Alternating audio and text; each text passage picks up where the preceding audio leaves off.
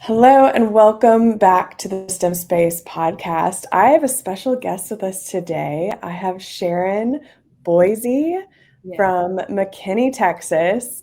She is a seasoned educator, and I'm so excited to discuss some questions with her. But first, welcome, Sharon. How are you? I'm good. Thank you. Thanks for having me.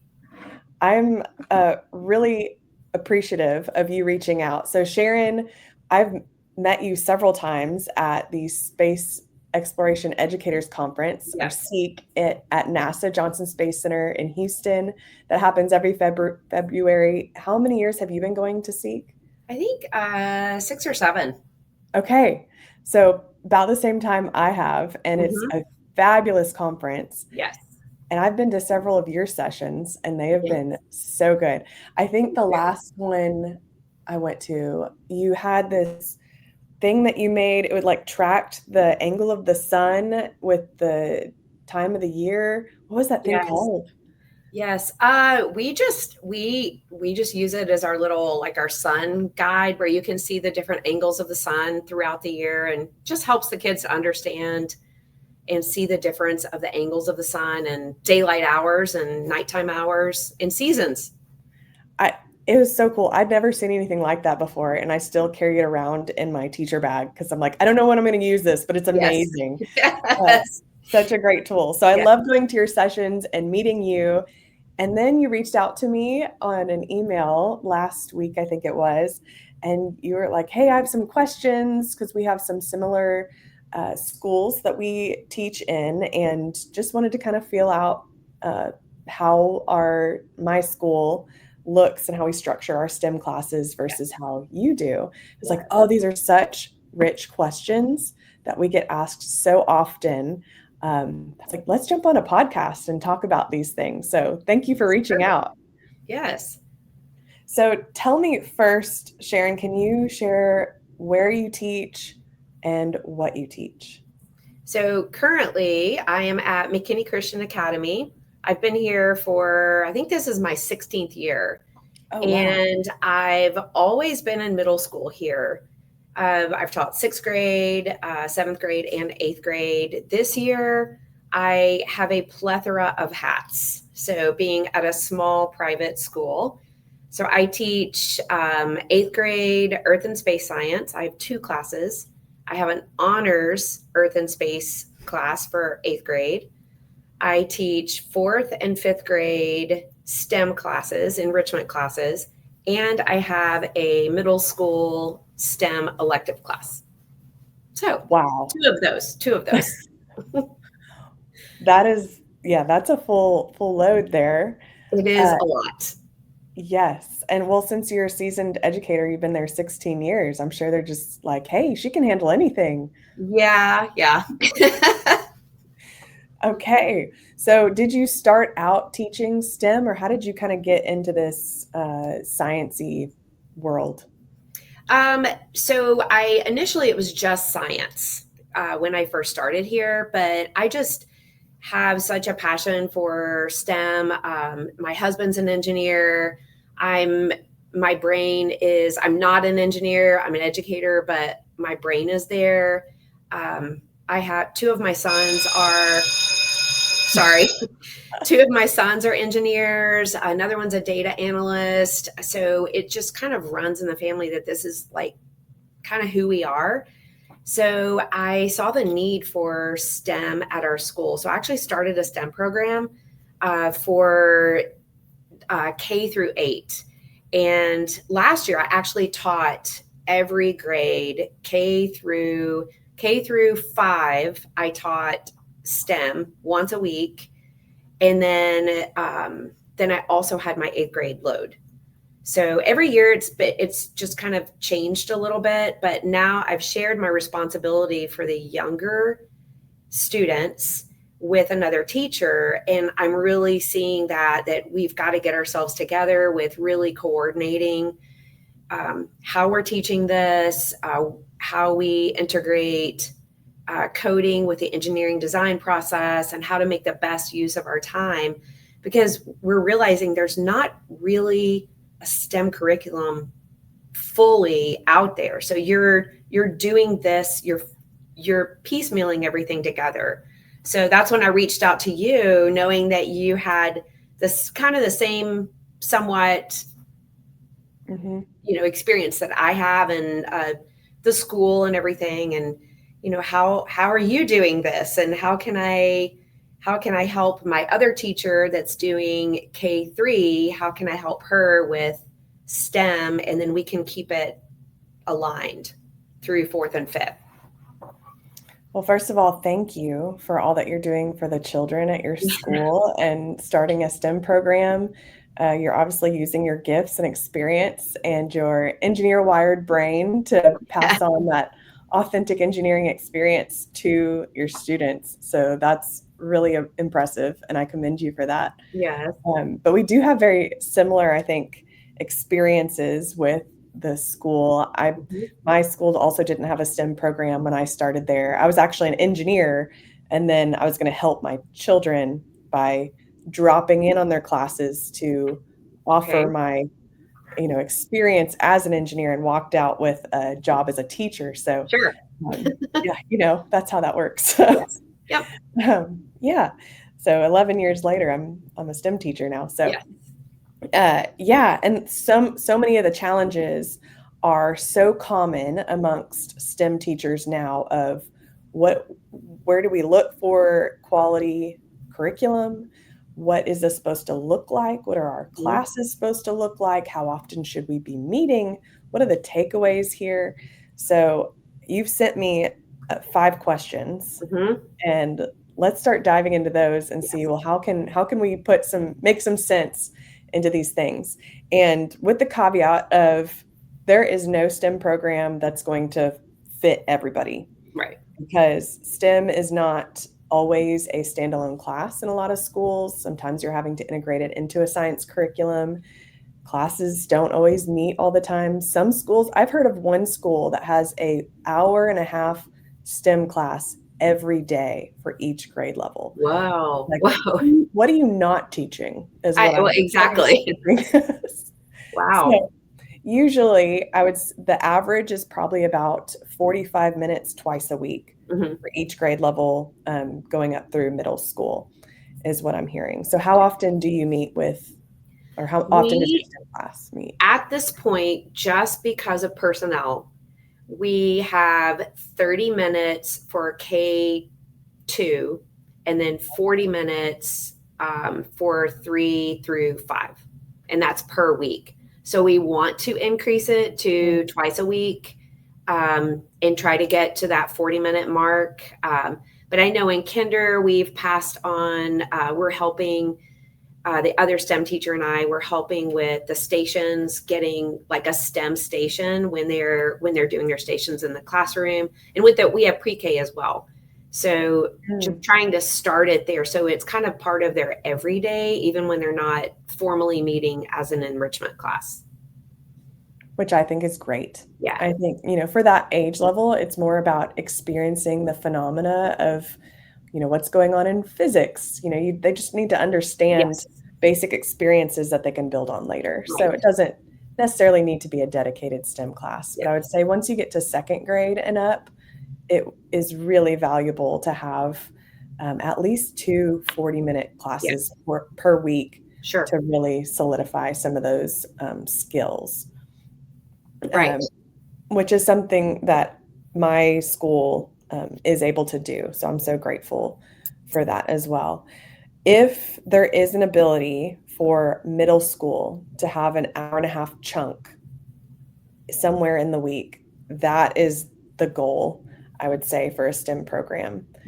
And sometimes some schools do that as an after-school program to accomplish that, so that they can get a full lesson in. So, and you teach earth and space science as well? Predominantly. I try to throw in as much chemistry and physics as possible, just because they struggle with that so much in high school. So we try to throw that in as much as possible. I love that.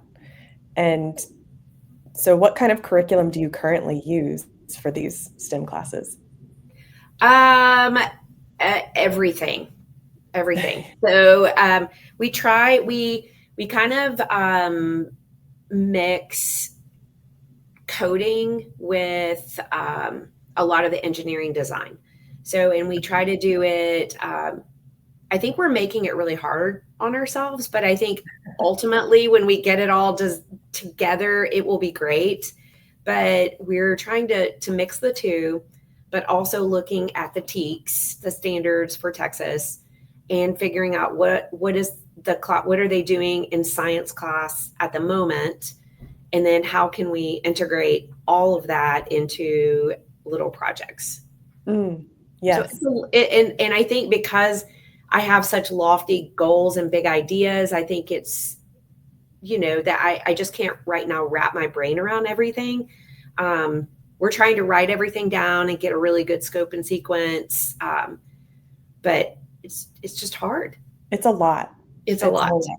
And one of the questions that you asked was, how do you assure not to repeat STEM activities from year to year? And that is such a big challenge, especially when you're trying to organize a lot of kids, every grade level. It's a lot of supplies. Yeah. And so obviously my answer to what curriculum you should use would be Vivify. Yes, we use quite a bit of it, I will tell you. The Lego mats are a hit. Even with my middle school STEM elective, I will use that with them, and then I give them some like bigger, we'll add to it and make it a little more difficult. But they love them. They're like, please, can we do the mats? And I'm like, no, not today. But they love them. It gives them a chance, I'm sure, to be creative and critical thinking in a way that they hadn't really had time for because they're so structured in all their other classes. Yes. So that's great. Yeah. That's great. And that was, we're actually reformatting all of our curriculum right now and creating really robust units for each grade level that's really explicit for that grade level and meeting the standards for NGSS and TEKS and Common Core Math. Because I ran into this issue. I taught kindergarten through 8th grade STEM, and I was like, I can't repeat all of these things for every grade level. So I had a theme that I would pick out for each grade and I'd stick to that theme and create all new design challenges, which made me a crazy person for the first couple of years. Yes. But then it makes it so nice and smooth once you have that in your head of, okay, this is we're set now. Nobody's repeating anything and everything builds on top of each other. Right. So we have that available. We have a scope and sequence available that shows the activities that are different for every grade level, K through 8th. And we're rolling out more right now that have a really structured theme that goes with each of them. So for example, our 8th grade STEM unit is Engineering Our Cosmos, and it's all about a space theme. And all these different standards are met, but within a overall storyline of space. And what's something that we think is super important is authenticity of engineering challenges and connecting it to what's happening in the real world. So you, Sharon, know so much about engineering, what real engineers do out there. But a lot of teachers don't, just because they're not exposed to that world.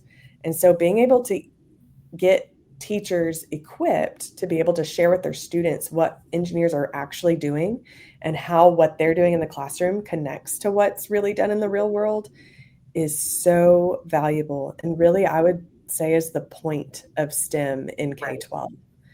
It shouldn't look very different from what real engineers are doing. Otherwise, we're doing a huge disservice when these kids get to college and they're like, I'm going to be an engineer because I can build bridges out of spaghetti. Like, no, you're never going to do that. And that didn't teach you anything unless you really talked about tension and, the real core physics and math that's there. So we developed a framework out of what we were seeing happening in K-12 STEM, just to kind of give a guidance of what things we need to make sure that you are hitting. And that includes a lot of foundational skills. Math is so big. So if we're not teaching math in our STEM classroom, like we're missing the M in STEM. Don't forget that it is an acronym for a reason. And we're supposed to integrate all of those things, the science, technology, engineering, and math. and incorporating it in a real world scenario. So Right. we highlight real people in different positions, so Hmm. real scientists and real engineers in every lesson, so we can connect like not just ambiguous like civil engineering, they build bridges, but like who is an actual person Right. that built bridges, and like what do they do? What was their background? And putting a face to what Right. they're learning is so big. Yeah, we've done the bridges. I do that in with fifth grade, and we actually will Mhm. take our bridge, and there's a certain place in the classroom that we set it up, and they have to build a bridge across these two. They're just crates, really, Mhm. and they also have a bolt, a Spiro bolt that they have to code to go across the bridge.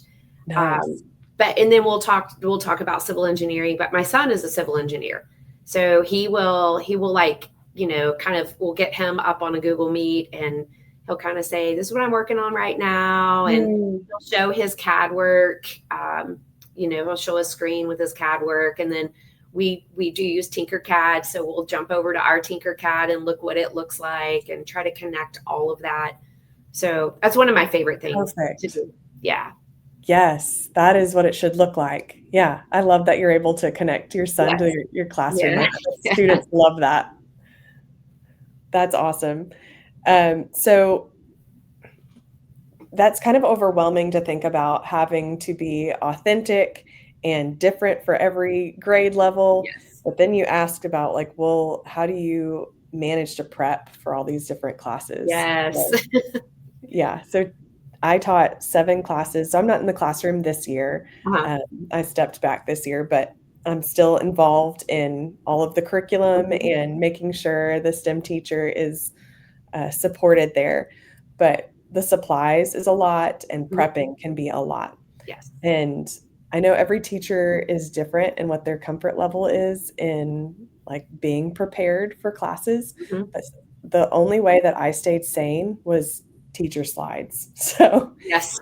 anything that I needed, some days, some Mondays when you haven't had your coffee yet, and you're like, I don't even know what class is next. Like kids are Yes. gonna walk in here and I'm gonna be like, I don't know who you are or what we're Yes. learning today. What we Mhm. did last time, I don't know. Uh, so I have teacher slides that I pull from every lesson because all of our lessons have teacher slides that go with it. And I just stack them. I say, okay, second grade first, then fourth grade, then we're going to third grade, then back to kindergarten. And Uh-huh. I just keep clicking and it's going all the way through what we're going to be learning. And I put everything on the slide. So what supplies you're going to need for your STEM challenge if you're Mhm. there. I do make sure to not have all students building on the same day. So if my Yes. second grade is I've doing a learned that build, the hard way. yeah, because then you've depleted all of your supplies in your first period. And then the next class is like, I don't have anything. It's like, yeah, Yes. Yeah. sorry. And my classroom's a disaster and all the Yes. hot glue is gone. So, Yes. Yes. We have similar problems. yes. Yes, it's a thing. So making sure you are staggering your build days Mhm. between classes. And I also do a budget from second grade up for supplies. So I'll say, Okay. okay, today your STEM challenge is this. Up on my slides, it says these are the materials you're able to use. Here is the price of each material. You have $4 for this challenge. So Okay. then that's some math they're automatically having to do Sure. is figure out, okay, I have $4, 5 popsicle sticks, that's going to cost me 10 cents each. And then they have to figure out, well, if I can't just grab all the things because I have a budget now, and then that limits your supplies. And you Yes. don't have to prep supply bins because you should already have it all set up in your Mhm. classroom. Yep. And that's a good way too. If you have a project coming up like bridges and you know that you're going to be using a lot of craft sticks, you Yes. can reach out to that class and say, hey, parents, we're about to Yes. do a challenge where we need lots of craft sticks. This would be a great way for you to contribute to the STEM classroom. Yes. Yeah. So I asked the lower school teachers to put it in their weekly newsletter. Like nice. there's like a little section for needed STEM supplies, and it's always toilet paper rolls, paper towel rolls, craft sticks, cardboard, all of that. So Yes, yes. Cereal boxes, that's the best cardboard to build with. Yes, it is. Yes. Yes. So I have a real struggle now to throw away cereal boxes because I'm like, I gotta save it for my classroom that I no Yes. longer have. But Yes. Yeah. valuable. Uh, yeah, so I think those are really helpful things. I know storage is still a problem. You didn't Yeah. ask that question, but do you have a good storage solution for these in progress projects? My classroom is a dream. So I Mm. have like the entire middle of my classroom is open space. And then all of my, so it's a lab. So all of the student work tables with the sinks and everything are like shoved up against the wall. And and then there are these just tables all throughout that I'm like, just put it over on the side. And then, it's a standard high school lab. So I have all of the drawers. So I Oh, label the drawers like if we currently have a project going on with fourth grade, and I'm like, find a drawer that doesn't have a tag on it. So I give them a little masking tape. It says like 4A. And they'll put it on that drawer and they'll put all of their supplies in there for the next time they come in to finish. So, which is amazing. why I have to make sure I don't have everyone building at the exact same time because I need that space to store projects. Yes. Yes. And yeah, that's amazing. I really am envious of your classroom. I have no I cabinets, just, I nothing. love it. Yeah. Yeah. That's great.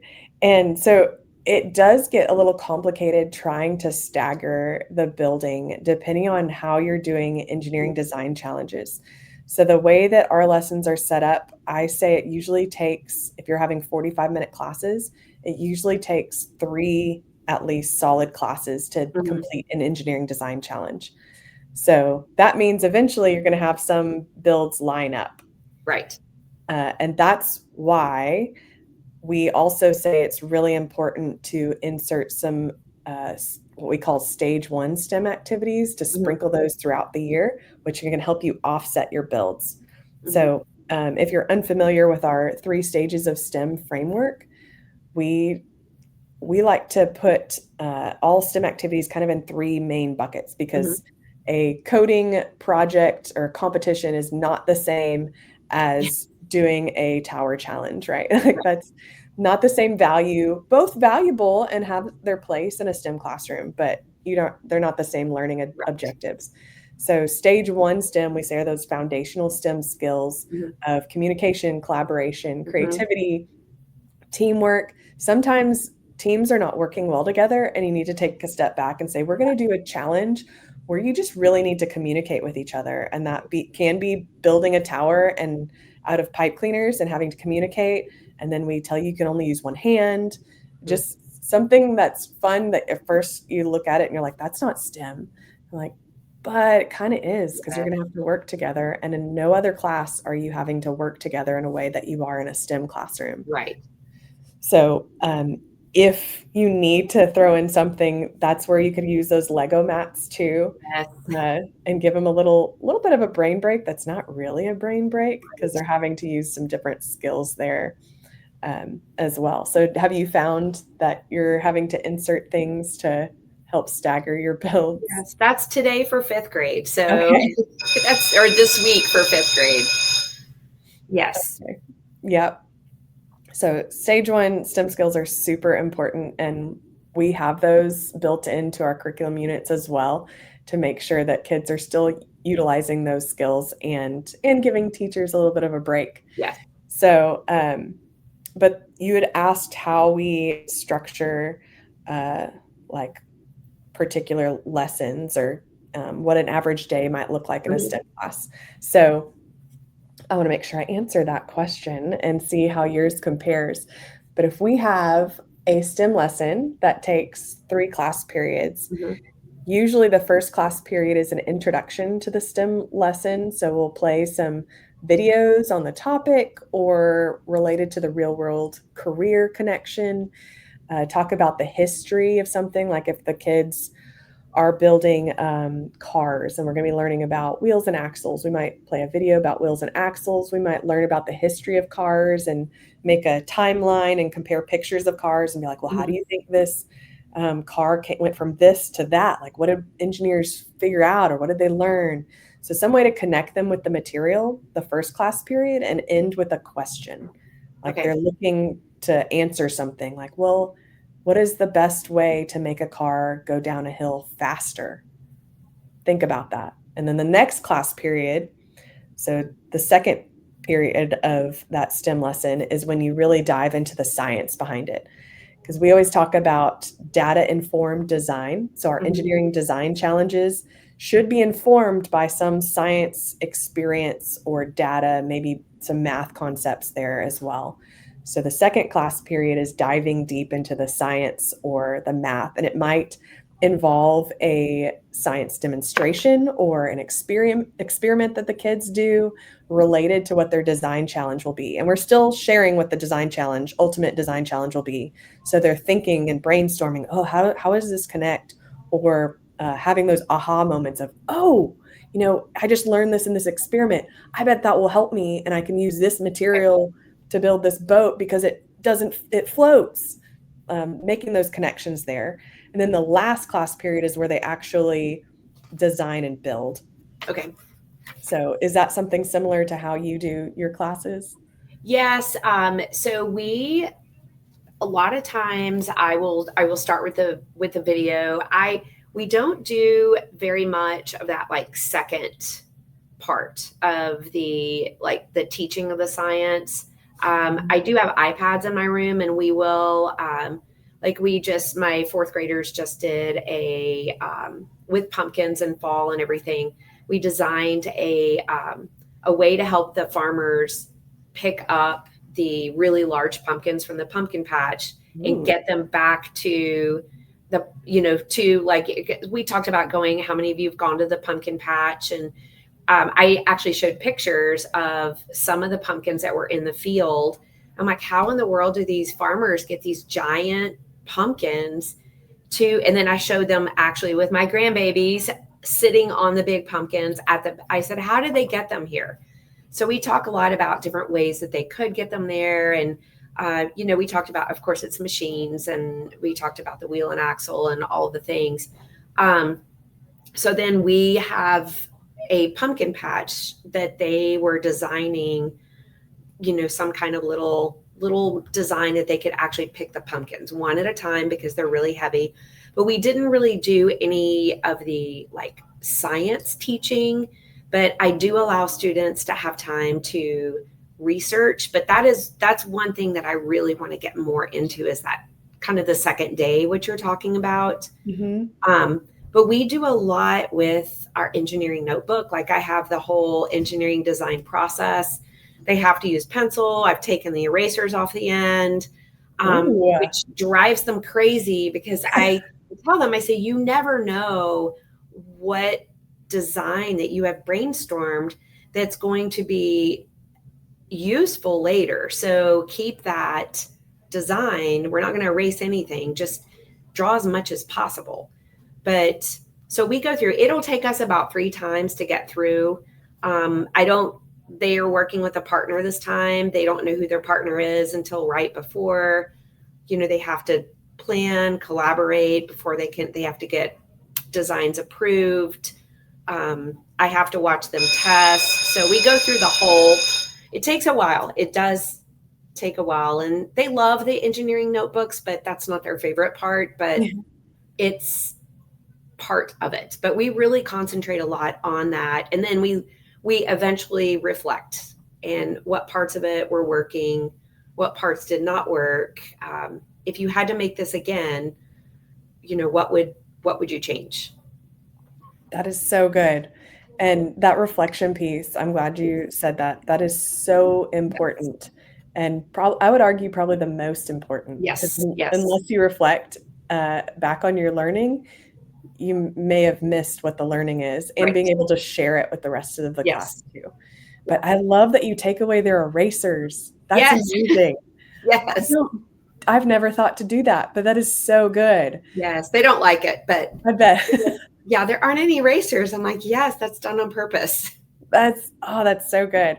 And we'll end with this, but talking about the engineering design notebooks. And I do the same thing. It's Hmm. just a composition notebook. Hmm. And I take our student handouts, which are the steps of the engineering design Yep. process, and I just print those two to a page and then Hmm. cut those out down the middle and paste them in. And Yep. then that's where they fill out everything and doing their design drawings, which have to be labeled and then checked by me with their Yes. budget so before they can go get supplies and Right. filled. Yes. Yeah. Oh, that's so good. Well, you're doing amazing things, Sharon, and I'm sure we'll have to have you back on the podcast to share more about your experience in all of the hats that you wear and all the Yes. teaching that you're doing. Yes. And we can talk more about specific projects you might be working on Okay. and maybe brainstorm some ideas of where else we could help fill in any of the gaps. Okay. Perfect. Thank you so much. Well, thank you. But for now, STEM Space out.